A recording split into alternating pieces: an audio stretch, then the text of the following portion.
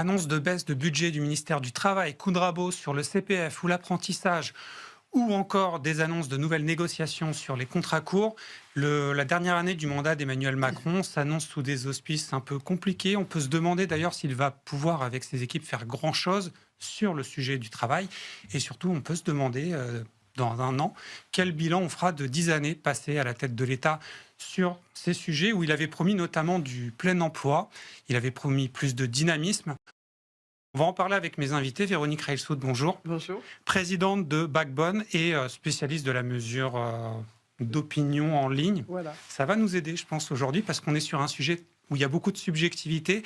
Patrice Huiban, président de Nouvel Essor Français, merci d'être là. Et Emmanuelle Barbara, avocate en droit social, 3 habitués de l'émission. Je vais commencer avec vous, Emmanuelle, parce que on a eu ces annonces, qui n'étaient pas une surprise, baisse du budget du ministère du Travail, qui n'est pas le seul ministère impacté, à 1 an de la fin du second mandat d'Emmanuel Macron. Comment faut percevoir ça comme un petit peu un début de clap de fin, un petit peu comme le déstockage avant la fermeture du magasin? C'est que là, il va plus se passer grand-chose en termes de politique emploi, en tout cas jusqu'au présidentiel. Disons que la situation présente n'est rien moins que la traduction de ce qui avait donné lieu à plusieurs tentatives budgétaires successives, qui d'ailleurs étaient encore plus saignantes, si je puis dire, que l'on sait que de manière générale, s'agissant du budget, la partie, on va dire, sociale, pour prendre large, est la plus conséquente et celle qui se trouve être dans une forme de progression géométrique pour d'autres raisons simplement que les éléments que vous citez. Donc il est probable que cette disette adossée à des idées et des intuitions qui étaient bonnes, constitue, j'allais dire, la preuve de manque de manœuvre, enfin de marge de manœuvre à la disposition de l'État, et donc le système devient plus sobre et se traduit forcément par des coupes budgétaires dans des secteurs qui sont très sensibles. Il s'agit, vous l'avez rappelé rapidement, mais quand même l'apprentissage qui était un sujet d'enorgueillissement il y a quelque temps sur la politique de remise au travail et de la jeunesse. Le CPF, on a pu en parler. La rupture conventionnelle en passant. Et les futures autres négociations, notamment sur le CDD. Donc tout ça montre qu'on est rentré dans quelque chose de plus sobre. Comment vous la voyez, vous, cette dernière année, jusqu'à la présidentielle 2027 ? On est face à une majorité, si on peut encore appeler ça une majorité présidentielle, qui en fait pourra plus du tout faire ce qu'elle avait l'intention de faire il y a encore 4 ans, ou même 10 ans, si on prend l'histoire du tout début. C'est que là, en fait, pendant 1 an, il ne peut plus rien se passer, ou alors c'est du côté des partenaires sociaux éventuellement qu'il peut y avoir des choses. Sur la dynamique de négociation, éventuellement même paritaire, mais au sein des entreprises aussi, il peut se passer des choses. Et donc là, forcément, notamment sur les discussions autour des CDD actuellement. Absolument, mais ça, il s'agit donc de négociations paritaires interprofessionnelles. Mais il y a aussi la dynamique tout court des entreprises qui pourraient être aussi, comment dirais-je, utiliser le droit qu'elles ont de bâtir leur droit avec leurs partenaires sociaux, ou en accord d'entreprise tout court, ça c'est important. Et puis plus généralement, s'agissant de l'État et de mon secteur, si je puis dire, on l'attend sur une grande loi future sur la transparence des salaires tirés de la directive. Voilà les travaux qui sont à l'œuvre dans les mois qui viennent. Ce sera le jour du signe, c'est ça, donc en juin, enfin plutôt fin d'année d'ailleurs. C'est fin d'année maintenant. Voilà. Oui, donc voilà, il n'y a pas beaucoup de marge de manœuvre et on doit faire déjà ce qu'on a dit qu'on ferait. Donc Patrice Huiban, quand on regarde tout ce qui se dit, tous les gens qui s'expriment sur la politique gouvernementale en matière d'emploi, on a l'impression qu'il n'y a plus beaucoup de monde, à part dans le camp présidentiel, pour dire du bien, ou en tout cas pour être aussi dithyrambique qu'il y a 9 ans. Aujourd'hui, qui peut encore se satisfaire, et encore, entre guillemets, satisfait de ce qui a été fait depuis 9 ans ? Disons que oui, le bilan se ternit, devient de plus en plus négatif, avec un certain nombre de mesures prises en 2017 qui aujourd'hui montrent des résultats, je dirais, relativement mitigés. Mais au-delà de ça, le péché originel du macronisme, c'est de penser qu'en lâchant un petit peu la bride sur le cou de nos entreprises et en limitant les prélèvements obligatoires, qu'avec la croissance et les rentrées fiscales, ça allait lui permettre de s'abstenir de réformer l'État au sens large, État, collectivité, sécurité sociale. Or, on voit aujourd'hui que si on ne réforme pas l'État, l'État est obèse, l'État, je dirais, ampute le pouvoir d'achat des salariés, entre ce que verse l'employeur, ce que touche en aide le salarié, les marges de nos petites et moyennes entreprises qui ne peuvent pas optimiser comme les grands groupes, et puis même les agents publics sur le terrain, si vous voulez. On est champion du monde de la dépense publique, on a 2 fois moins de magistrats, par exemple, pour 100 000 habitants que la moyenne européenne. Et donc voilà, on arrive finalement, le taux de prélèvement obligatoire n'a pas diminué, donc l'IS a diminué, mais les impôts de production n'ont pas beaucoup diminué, le versement transport, qu'on appelle maintenant versement mobilité, a tendance à augmenter. Donc finalement, tant qu'on ne réforme pas l'État, c'est une équation à somme nulle finalement. Et ça se réformera pas en une année. Je pense que là, c'est trop tard pour son double mandat. Par contre, il y a quelque chose qui va peut-être rester, Véronique Reissout, je me tourne vers vous, c'est l'image qu'il va laisser. Parce que quand on prend tout son parcours à la tête de l'État et ses politiques emploi, ça a commencé, donc on y reviendra, les ordonnances Macron, le barème Macron au prud'homme qui a changé. Il y a eu d'autres mesures qui semblaient quand même plus favorables, en tout cas qui allait plus favoriser les employeurs par rapport aux salariés. Je pense aux durées d'indemnisation pour l'emploi, France Travail maintenant, qui baissent. Sur les réseaux sociaux, j'imagine un peu la réponse de la part des salariés, mais il est perçu comment, Emmanuel Macron? Quelqu'un qui a cassé le droit du travail ou pas? Si on se dit que la visibilité est un signe d'inquiétude, en tout cas sur le sujet de l'emploi, on va dire qu'au début du premier quinquennat, l'emploi était une vraie préoccupation. Il y avait des volumes assez importants, il y avait beaucoup de gens qui se posaient des questions, que ce soit les employeurs ou les employés. Et puis petit à petit, ça a diminué, voire même, ça n'était plus une préoccupation dans les sondages et dans l'ensemble des enquêtes d'opinion qu'il peut y avoir ou d'observation de l'expression de l'opinion. Dans le fond, l'emploi n'était plus fondamentalement un sujet d'inquiétude, c'était plus cristallisé sur 2 catégories qui étaient les jeunes et les seniors. Mais globalement, l'emploi n'était pas un sujet de grande inquiétude, même si c'est une préoccupation au quotidien.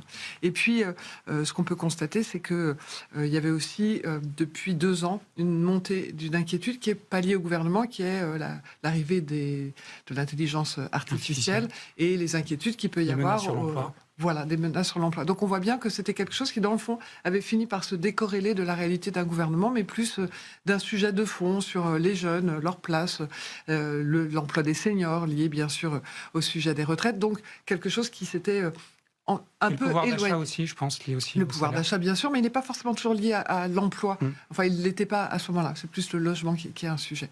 Et puis, depuis 1 an, on voit que ça remonte beaucoup plus fortement. C'est un sujet d'inquiétude beaucoup plus important. On voit que les volumes recommencent à être importants. Bien sûr, on parle toujours des seniors et des jeunes, en particulier de l'apprentissage, on pourra y revenir, mais ça devient quelque chose de plus récurrent sur l'ensemble de la population, avec beaucoup de questions sur la précarité, les types d'emplois, en disant... Oui, il y a emploi, mais ce n'est pas toujours des emplois si rémunérateurs et si pérennes. Beaucoup de questions sur le manque de visibilité et l'impression que les choses fluctuent.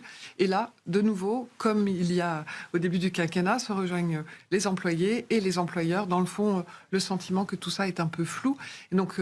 peut-être une réforme de l'État est-elle nécessaire, mais c'est pas forcément ça qu'ils voient. Ils se disent, ils aimeraient bien avoir le sentiment qu'on ait une vision un peu plus claire et que l'instabilité, cette fois-ci, ça rejoint le sujet du gouvernement, qui est l'instabilité politique est parfois vue comme la cause d'une sorte de tous les problèmes, donc celui-ci, évidemment. Donc on comprend bien que c'est pas forcément perçu comme la faute d'un homme ou d'un gouvernement, d'une équipe. Ça sera peut-être à terme, mais pour le moment, c'est pas forcément. Malgré tout, si on fait un pré-bilan, Emmanuel Barbara, qu'est-ce qui restera de tout ce que la Macronie a essayé de mettre en place en termes de politique emploi? Qu'est-ce qui va pouvoir rester après 2027? Qu'est-ce qui est pérenne? Alors, pérenne avec les soubresauts qu'on vient d'indiquer. C'est cette idée qui, je crois, est très juste et qui s'est traduite au départ par une loi de 2018 sur la maîtrise des carrières professionnelles et la volonté de pouvoir donner les moyens aux personnes de pouvoir agir sur la dite carrière professionnelle désormais fractionnée, puisqu'on a intégré dans le fond l'idée que le new normal, c'est l'incertitude et l'instabilité. Ça, je pense que c'est bien acquis. Et de pouvoir se former toute sa carrière. Voilà, c'est-à-dire qu'on avait posé comme principe que le carburant du siècle était la formation tout le temps. je ne veux pas dire continue parce que c'est un mot qu'on a Mais à chaque étape de la carrière, jusqu'à la gare, il ne tient plus debout. Donc voilà, la formation tout le temps et la prise en main par et donc l'outil qui avait été inventé, qui en plus épouse les contours du siècle, c'est-à-dire qui épouse l'individualisation à l'œuvre. Et les 10 dernières années, c'est la traduction de cette poussée extrêmement forte de ce que individu veut dire. D'une part en raison des réseaux sociaux, de l'internet. Enfin, je veux parler des choses modernes. Je parle de votre outil là, voilà, assorti de l'idée que je peux customiser toute ma vie depuis la consommation au travail.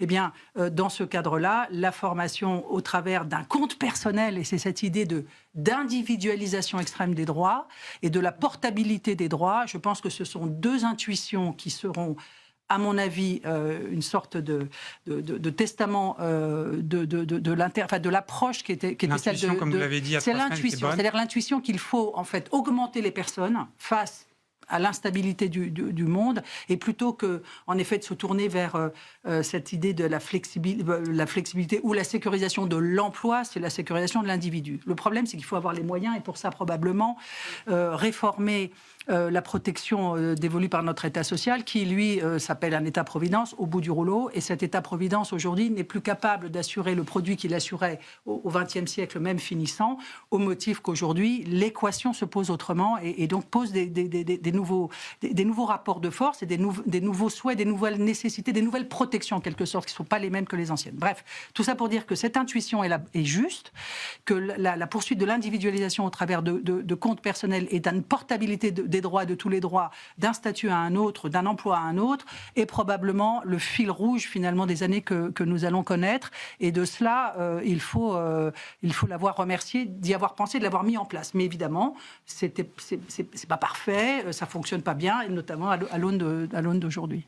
Patrice, suivant là on parlait du CPF, pour parler concrètement, et Marie-Lise Léon, donc de la CFDT, avait critiqué les coups de rabot, les réajustements, en critiquant le principe d'une réflexion budgétaire sur ce sujet-là, de la formation, mais dans le contexte actuel, notamment le contexte international aussi, qui impacte beaucoup ce qui se passe en France, est-ce que le président, son ministre, ses équipes avaient d'autres options que réfléchir de manière budgétaire, plus particulièrement par exemple sur le CPF, mais on pourrait parler aussi d'autres sujets emploi. Tout à fait, alors je souscris avec ce qui a été dit. C'est vrai que la réforme de la formation professionnelle, qui n'est pas à mettre uniquement au crédit d'Emmanuel Macron. C'est la réforme de 2014 sous François Hollande, mais c'est vrai que la simplicité d'utilisation avec mon compte formation, etc., a vraiment fortement augmenté le recours à la formation. Donc rappelons-nous ce qu'était la formation professionnelle avant 2014.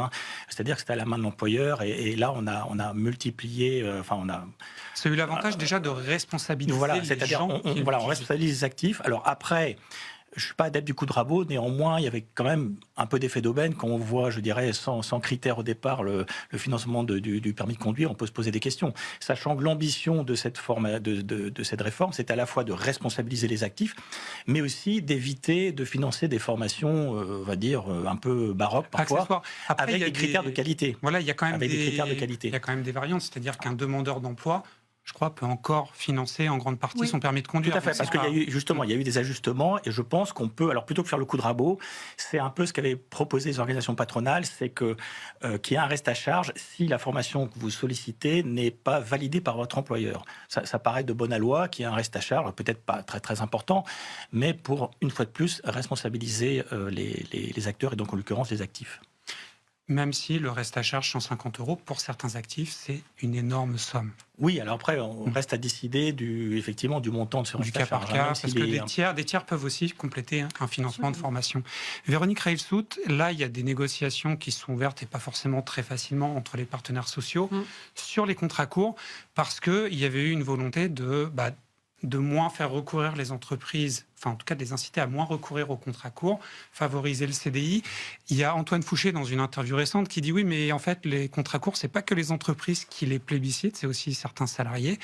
Sur les indicateurs qu'on a, qu'est-ce que les salariés disent, qu'est-ce que les actifs disent sur cette manière d'organiser leur carrière et de plus forcément vouloir d'un CDI et de se dire enchaîner des missions courtes, c'est pas si mal. Après, les grands professionnels du sujet de l'emploi me contrediront sans doute pas. Quand on dit emploi, il y a emploi avec un S. C'est-à-dire que vous avez des réalités très, très différentes selon les typologies de travail, les âges. Niveau de qualification. C'est vraiment très variable. Donc, évidemment, on a un poncif qui est de dire les jeunes n'aiment pas s'engager, ils sont en attente. C'est pas si vrai que ça non plus. C'est une réalité, ça dépend du type de travail, ça dépend de la pénibilité, ça dépend de la complexité du secteur dans lequel vous êtes. Bien sûr, quand vous êtes dans un secteur où il y a le plein d'emploi, ou en tout cas, il y a énormément d'offres. C'est quand vous maîtrisez votre retour à l'emploi. Exactement. Donc, en fait, c'est plus un sujet à chaque fois lié à la visibilité que vous pouvez avoir sur votre carrière. Donc, un contrat court, si vous avez le sentiment que quoi qu'il arrive, vous trouverez facilement du travail derrière, voire même vous pourrez renégocier un peu mieux sur le contrat suivant. Donc, vous êtes facilement sa rupture conventionnelle. Exactement. Alors que, évidemment, il y a des emplois qui sont beaucoup plus compliqués et ça n'est pas que lié à l'âge. Il y a des secteurs qui sont plus bouchés, il y a des secteurs où ça demande une adaptation, une formation. On ne va pas utiliser le terme usé jusqu'à la corde, mais on va dire une adaptation constante. Et bien là, évidemment, les sujets de contrat court sont un peu plus compliqués parce que vous aimeriez que votre employeur vous accompagne, vous aimeriez une évolution de votre poste. Et puis, je reviens sur le sujet de l'IA qui est quand même récurrent dans les angoisses que les uns et les autres peuvent avoir. Et puis ensuite, il y a le sujet de la qualité des formations aussi. Beaucoup se retrouvent face à quelque chose qui est OK, admettons que j'ai les moyens, que j'ai un employeur qui me l'offre ou que j'ai des subventions. Quelle est la bonne formation? Où est-ce qu'il faut que j'aille? Il y a des surpromesses parfois un peu compliquées. Chez les organismes de formation aussi. Ouais, et on va dire que quand je dis surpromesses un peu compliquées, c'est pour rester bien élevé. Et donc, vous avez des employés qui souvent sont extrêmement démunis. Donc, on ramène ça à la durée d'un contrat et à la typologie d'un contrat. En fait, c'est des chemins de vie, des parcours d'emploi qui sont de plus en plus compliqués. Et une volonté pour ceux qui le peuvent de maîtriser aussi son temps passé à travailler ou à c'est faire ça. autre chose. Alors, on a beaucoup parlé de réduction du coût du travail, des contrats, et on n'a peut-être pas pensé à certains sujets qui sont un petit peu externes, les bons de commande des entreprises. Il y a une semaine, Olivier Luancy du CNAM, en fait, nous parlait de la commande publique, et je vous propose d'écouter ce qu'il disait. Et l'une des premières clés, encore une fois, pour réindustrialiser, on peut aider des entreprises, c'est bien, on peut accompagner des formations, on ne le fait pas assez, mais il faut des commandes. On ne produit pas pour produire, on produit pour vendre. Et quand on a une commande publique comme celle de la France, où on a à peu près 60% dans la commande publique de biens qui sont des biens importés, que l'Italie et l'Allemagne, qui sont nos voisins, qui ont les mêmes directives européennes que nôtres, eux, ils sont à 40%. La différence, c'est 15 milliards d'euros pour les entreprises françaises. C'est, dans la situation actuelle, 15 milliards de commandes supplémentaires qui nous tendent les bras. Patrice Huybans, je vais me tourner vers vous parce que je pense que ça, c'est un sujet qui vous plaît. Mais bon, l'évaluation de l'argent, de la somme, ça, c'est propre donc à Olivier Luancy. Malgré tout, quand on pense aux économies qui vont être générées par les coups de rabot actuels, on tourne à 2-3 milliards annuels dans le meilleur des cas. Lui parle de 15 milliards d'euros qui pourraient rentrer dans les caisses des entreprises si on fait un petit effort pour favoriser des entreprises françaises sur certains produits de la commande publique. Est-ce que vous y croyez et surtout comment on peut mettre ça en place? Parce que ça ne se décrète pas du jour au lendemain, ça, d'avoir 20% de produits français en plus dans la commande publique. Il faut qu'on arrête d'avoir une logique comptable au niveau de la commande publique, sachant qu'à vouloir toujours regarder le moins 10 ans... Et le coût facial. Voilà, le coût facial. Et effectivement, on peut faire quelques économies à court terme, mais après, c'est toute la machine économique française qui n'est pas valorisée et toutes les externalités positives qu'il y a derrière en termes de croissance, en termes d'emploi, en termes de pouvoir d'achat. Donc, je pense que le patriotisme économique, en tout cas, un rapport qui a été pris équivalent de privilégier des entreprises françaises, oui, c'est vertueux. Il y a peut-être un surcoût de 10-15% au départ, mais qui va largement dans une logique keynésienne se retrouver à la fin dans les comptes de la nation. Et sachant que, alors on va me dire, oui, il y a les règles de l'OMC, l'Organisation mondiale du commerce, les règles de l'Union européenne. Là, il cite l'exemple de l'Italie et de l'Allemagne qui ont les mêmes règles. Exactement. Donc tout le monde sait qu'avec la commande publique, en mettant les bons critères, on peut faire à peu près ce qu'on veut. J'aurais bien reposé une question à Emmanuel et à Véronique, mais on manque de temps puisque c'est l'heure de rendre l'antenne. Merci beaucoup de m'avoir accompagné sur un sujet qui, en fait, risque de nous occuper encore. Malgré tout, il reste un an, mais il peut se passer quand même quelques petites choses quand même dans la politique emploi du gouvernement. On en reparlera peut-être dans quelques mois. Merci à Émilie qui était en régie, qui m'accompagnait, qui me parlait de mes timings dans l'oreillette. Merci à Pierre-Loup à la réalisation et à Paul au son. Le taulier Arnaud Ardouin sera là en fin de semaine, donc n'oubliez pas de revenir vendredi pour le retrouver dans Smart Job. Et d'ici là, continuez de regarder nos programmes.